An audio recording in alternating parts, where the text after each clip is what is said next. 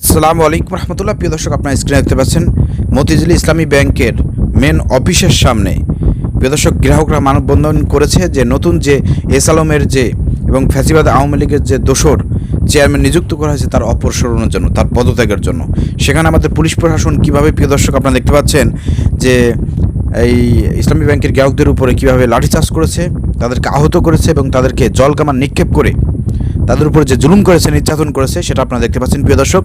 এটাই হচ্ছে সেই বর্তমান বিএনপির প্রশাসনের কাজ। প্রিয় দর্শক, এর পিছনে কারা আছে আপনারা বুঝতে পারতেছেন। 5 আগস্টের পরে এস আলমের সমস্ত রকমের সম্পত্তি, গাড়ি থেকে শুরু করে যা কিছু আছে এভরিথিং সব কিছু কে দখলে নিয়েছে, কে ভোগ করতেছে সেটা কিন্তু আপনারা সবাই জানেন।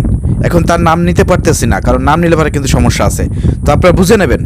সেই মূলত প্রিয় দর্শক পুলিশ প্রশাসন দিয়ে ইসলামী ব্যাংককে আবার এস আলম গ্রুপের হাতে তুলে দেওয়ার জন্য চেষ্টা করতেছে এবং এটা বিএনপির সহযোগিতায়, এটা কিন্তু জাতির সামনে স্পষ্ট। তো বারবার গ্রাহকরা সতর্ক করতেছে যে আপনারা এই ভুল করেন না, হাসিনার মতন ভুল করেন না। হাসিনার মতন ভুল করলে আপনাদের পরিণত হাসিনার মতন হবেন। কিন্তু তারা কথা কানে নিচ্ছে না, তারা যা মন চায় তাই করতেছে। এস আলম গ্রুপের হাতে, তাদের দোসরদের হাতে আবার ব্যাংকটাকে তুলে দিয়ে এই ব্যাংকটাকে লুটে পুটে খাওয়ার একটা ষড়যন্ত্র করতেছে। এটা ইসলামী ব্যাংকের গ্রাহকদের কখনো এই ষড়যন্ত্র কখনো সাকসেস হতে দেবে না ইনশাল্লাহ। এই ষড়যন্ত্রের বিরুদ্ধে আমাদের জেগে উঠতে হবে। সারা বাংলাদেশে ইসলামী ব্যাংকের গ্রাহক যারা আছেন আপনারা জেগে উঠুন, প্রতিবাদ করুন।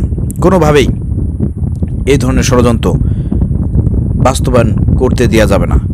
বিএনপি সরকার এবং তারেক রহমানকে ডুবাবে ওই একজন ব্যক্তি যে ভারত থেকে এসেছে, বর্তমান দেশের মন্ত্রী, এবং যে এস আলম গ্রুপকে প্রোটেকশন দিচ্ছে, তার সমস্ত সম্পত্তি ভোগ দখল করে আজকে সব কিছু করতেছে, সেই কিন্তু বিএনপিকে ডুবাবে।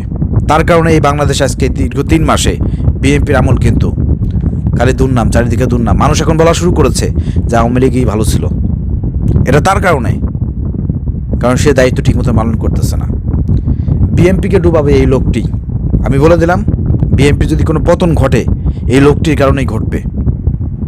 অতএব এই লোকটিকে যদি আপনার সঠিক পথে আনতে ব্যর্থ হন এবং এই লোকটির কথায় যদি বিএনপি চলতে থাকে এবং সব কিছু যদি মুখ বুজে সহ্য করতে থাকে এবং জনগণের বিরুদ্ধে দাঁড়ায় বিএনপি, তাহলে কিন্তু এই জনগণ ব্যবস্থা গ্রহণ করবে, জনগণ ছাড় দেবে না।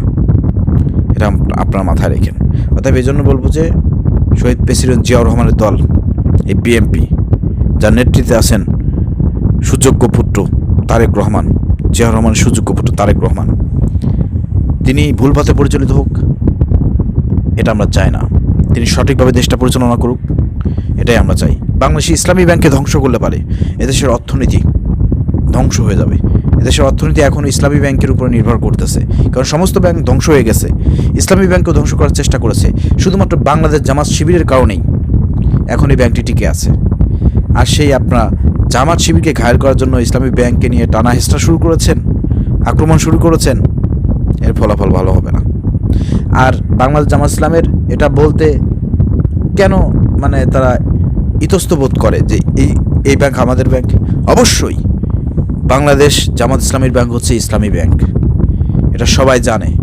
অতএব এখানে সবাইকে স্বীকার করতে হবে এই ব্যাংকটা জামাতের ব্যাংক, এটা অবশ্যই আমাদের ব্যাংক, এটা জনগণের ব্যাংক। অতএব এই ব্যাংকের উপরে যারা ষড়যন্ত্র করবে জনগণ তাদেরকে রুখে দেবে এবং এই সামান্য জিনিস থেকে কিন্তু অনেক বড় কিছু ঘটতে পারে।